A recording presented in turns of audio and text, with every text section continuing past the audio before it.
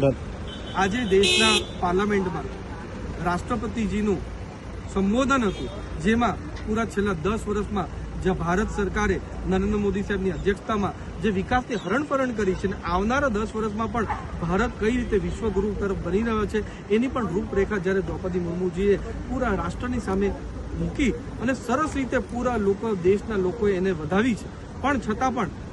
આ સ્પીચ પતી એના પછી કોંગ્રેસના પ્રમુખ લીડર એવા સોનિયા ગાંધીજીએ બહાર આવીને એકદમ અભદ્ર ટિપ્પણી આપણા દ્રૌપદી મુર્મુજી વિશે કરી છે. અમારા દ્રૌપદી મુર્મુજી આદિવાસી સમાજમાંથી આવીને કેટલા બધા ચડાવ ઉતાર કરીને મહેનત કરીને સંઘર્ષ કરીને જ્યારે આજે રાષ્ટ્રપતિના પદ લગીને પહોંચી છે, છતાં પણ જ્યારે સોનિયા ગાંધીએ એમને પુઅર લીડી થાકેલી એવા અભદ્ર શબ્દની ટિપ્પણી જે કરી છે એનો અમે પૂરજોશ વિરોધ કરીએ છીએ. અમારા આદિવાસી સાંસદો, ધારાસભ્ય, દરેક સમાજના સાંસદો અને પૂરો દેશ સોનિયા ગાંધીની જે વિચારધારા છે, જે અમારા આદિવાસી સમાજના ખિલાફ જે એમનું ઝેર એમના મનમાં છે એનો વિરોધ કરે છે અને અમે બધા લોકો માંગ કરીએ છીએ કે સોનિયા ગાંધી આના માટે દેશભરની સામે દ્રૌપદી મુર્મુજીને